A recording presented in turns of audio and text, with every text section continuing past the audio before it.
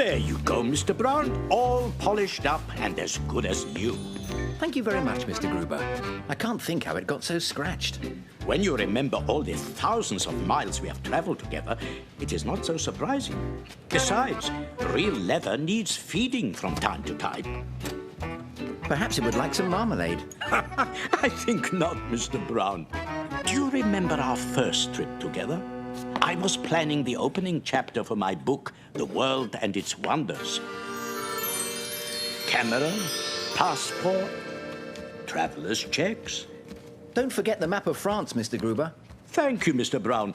Where would I be without you? In Russia? There is many a true word spoken in jest, Mr. Brown. I could do with someone like yourself to help me on my travels. Always willing to lend a paw. Perhaps it isn't such a fanciful idea after all. You could be my man Friday. Or perhaps I should say my bear Friday. What about the rest of the week, Mr. Gruber? If you will excuse me, Mr. Brown, I have a telephone call to make. You want Paddington to go to France with you? To help you with your book? The one your millionaire customer is paying you to write? Excuse me a minute, Mr. Gruber. Henry! I was delighted that you could accompany me on my trips to plan itineraries and do research. Yes, and since we were going to France, Mr. Brown lent me his old beret, and Jonathan gave me that fake moustache. But planning an itinerary wasn't as easy as it sounded. I think I must have turned left at the end of Windsor Gardens by mistake. Paddington? Are you all right in there? I hope you haven't made a mess. I only tied it up this morning. Paddington? Oh, Excusez-moi. I beg your pardon. I didn't know you understood French, Mrs. Bird. You can borrow my book if you like. Useful phrases for the traveller abroad. Well, you mind you don't give yourself a headache with all those new words. I won't, Mrs. Bird. Au revoir. Paddington may be ready for France, but are the French ready for Paddington? Remember, Mr. Brown, I'm counting on you to take notes for future reference. Note number 1. Remember to take notes. Paddington, I think that must be your plane. Wow! Fancy flying in your own private jet. Mr. Gruber's benefactor certainly isn't cutting any corners.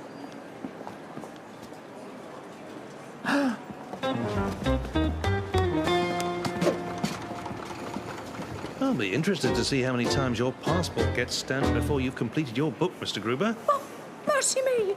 Passports! What about Paddington? Do bears need one?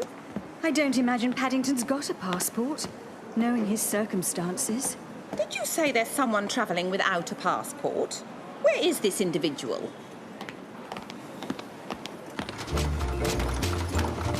What?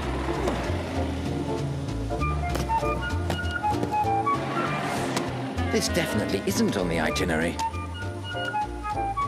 Someone's left their table tennis bats.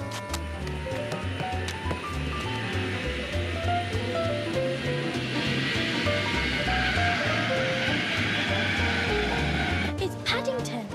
What's he up to now? So that is the gentleman in question. I shall need his full name and address. Well, he isn't actually a gentleman. He's a bear. We called him Paddington after the train station. You're telling me I'm dealing with a bear? What's more, one without a passport, travelling under an assumed name. This will all have to be fully investigated. Put down those paddles! But I was only practicing my table tennis shots. Then that aeroplane started coming towards me. Now we can get it from the bear's mouth. Where are you from? Well, it depends. You see, I live at number 32 Windsor Gardens, but I come from darkest Peru. I stowed away in a lifeboat and... A stowaway? This is a serious matter. I shall have to ask you to come with me and have your credentials checked. Have my credentials checked? But I felt all right at breakfast. That's a false moustache that Jonathan gave me. And that's my notebook. I'm supposed to write down everything I see. Are you in the pay of some foreign power? Oh, no. Mr. Gruber comes from Hungary, but I don't think he's paying me. What's that?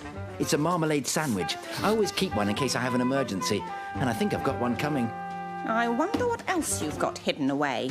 There's something very fishy about this suitcase. For a start, it's smaller on the inside than it should be. That's because it's got a secret compartment. Oh, dear. Paddington can look very suspicious sometimes, especially if you don't know him. Of course, I blame myself for not thinking about Paddington's circumstances before I suggested the trip. If that bear is in trouble, they'll have me to deal with. You don't think they'll send Paddington back to Peru, do you? They wouldn't, would they? They mustn't. Over my dead body. What would we do without him? They can't. Paddington, what happened? Everything was cleared up when I showed them my passport. You have a passport? Of course. My Aunt Lucy would never have let me travel all this way without one. All's well that ends well, Mr. Brown.